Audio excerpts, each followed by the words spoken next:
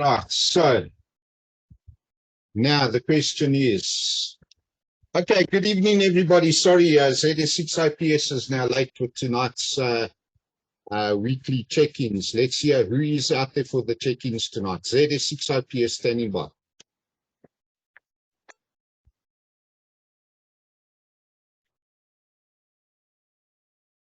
Yankee,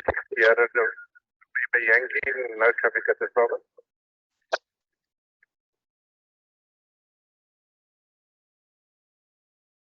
Hey, the echo nearly got me there.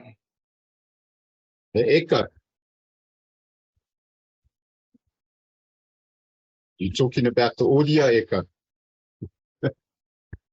Okay, ZS6SNY acknowledging, and ZS6GRG is up on net tonight. Fantastic. Anybody else out there? Let's hear. Otherwise, I'm going to get started even though I was late. ZS6OPS standing by.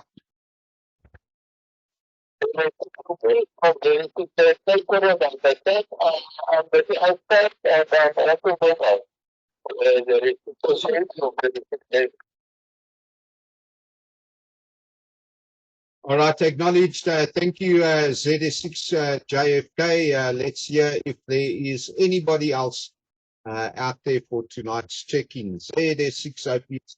Right.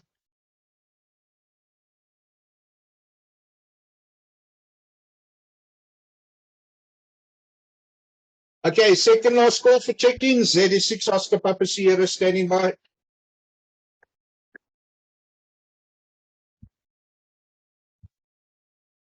Last call for check-ins. ZS6 OPS.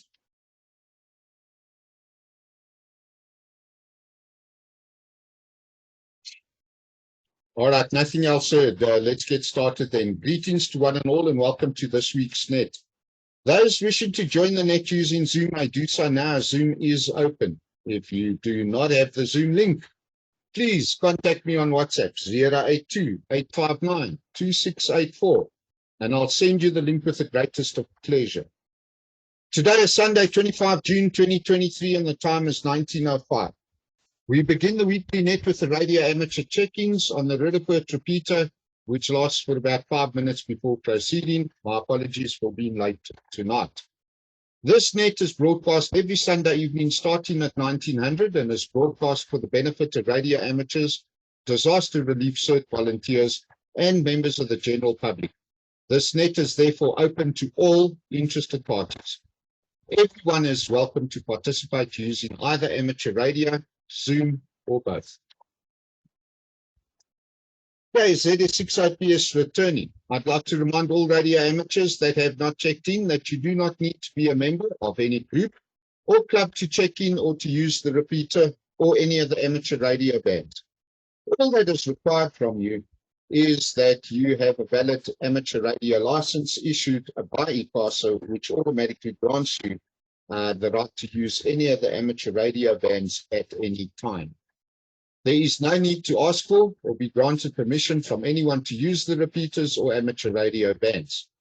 I'd also like to encourage all the listeners and participants to share the weekly net Zoom link with everyone they know throughout South Africa.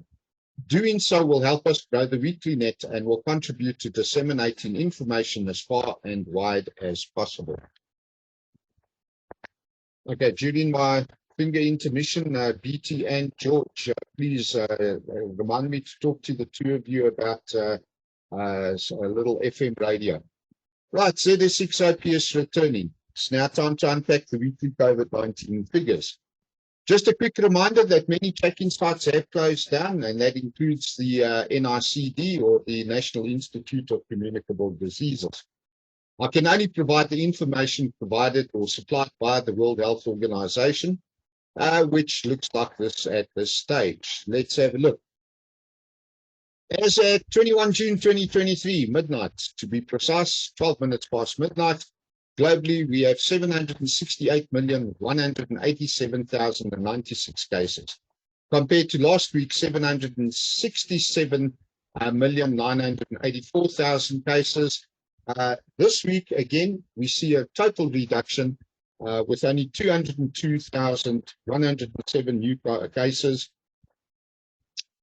compared to last week's figure of 234,000. So, you know, our figures are really coming down, whichever way we look at it globally.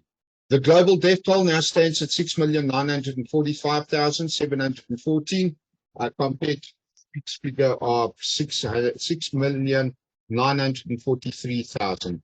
That's an increase of 2,324, compared to 2,295 on the previous week. Okay, Z6 OPS returning. Mpox has now been reported at 87,972 cases globally as at 19 June, compared to the 87,934. Still only 38 cases compared to last week's 50.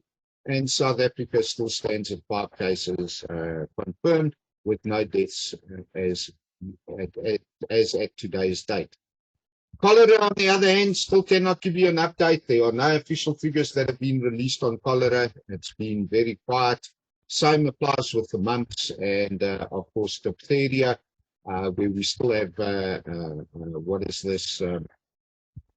580 cases of mumps and 2 cases of diphtheria having been reported. And, of course, all the clinicians throughout the country are still urged to have a high index of suspicion for diphtheria, and to notify suspected cases and to send specimens to the laboratory for testing. Measles, on the other hand, again, the figures are skewed, inaccurate, cannot total, 2 plus 2 is equal to 1. That type of thing, however, I have been able to determine that our cases are sitting at 1,090 compared to the 1,060 of the previous week. And that, of course, is an increase of 30 this week. Limpopo still running the lead at 487, with Northwest at 217 and Gauteng at 177. Okay, Z6 OPS returning. In other news, quoting from a News 24 media article dated the 22nd of June, a powerful tornado left at least 4 people dead and 10 injured in the southern U.S. state of Texas, where officials and residents were already grappling with a heat wave. The town of Matador has experienced an unprecedented tornado, bringing damaging winds. The fire service in the neighboring city of Lubbock said in a statement posted on Twitter on Thursday. There are 4 confirmed fatalities and 10 total injuries, it said. The statement said that given the high temperatures, the city had opened a cooling center for residents. So I'd like you to take note. It's not my grammar that's at fault there. It said it had opened a cooling center for residents. Matador, with a population of about 600, is the main city in Motley County in North Texas, hence the reason for only 1 cooling center. The U.S. National Weather Service confirmed the toll described significant damage on the west side of Matador, with several buildings heavily damaged or destroyed. It reported at least 4 tornadoes on Wednesday in Texas. Rain and strong winds also hit some cities in the state. Okay, Z6 OPS returning. And from not so far away, News 24 reports that Beijing has breached the 40 degrees Celsius for the first time in 9 years. The temperature in Beijing soared above 40 degrees Celsius on Thursday for the first time since 2014, as the Chinese capital warned of blistering hot weather through the weekend with the return of heat waves that scorched northern China a week earlier. A weather station on the southern outskirts of Beijing recorded 40.1 degrees Celsius at 1:25 p.m. local time, according to the Municipal Weather Bureau, marking the first breach of the 40-degree threshold since May 29, 2014. Early on Thursday, the city of nearly 22 million people raised an orange alert, the second highest weather warning, saying that temperatures could rise as high as 39 degrees Celsius in most parts of the city from Thursday to Saturday. Now, it makes you wonder how South Africa deals with high temperatures, does it not?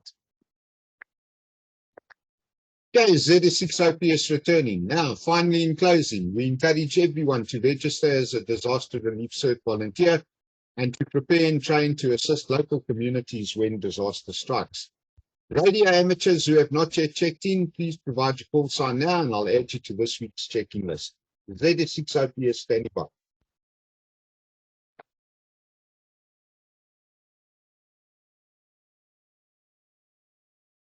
Okay, nothing heard. I'd like to thank all those who have checked in this week, as well as those who have joined via Zoom. As the COVID-19 pandemic is still ongoing and still infecting thousands weekly, please remember to physically distance yourself and to wear a mask to protect others, especially the elderly who could lose their lives if infected with COVID-19. Remember that it is always best to sanitize or wash your hands on a regular basis in any event. Doing so will also assist in stopping the spread of other respiratory diseases as well. For the week moving forward, be safe, be prepared, and of course, be happy. This is ZS6OPS, now releasing the report repeater for general use. Cheers all. Okay, so I shall now fill that.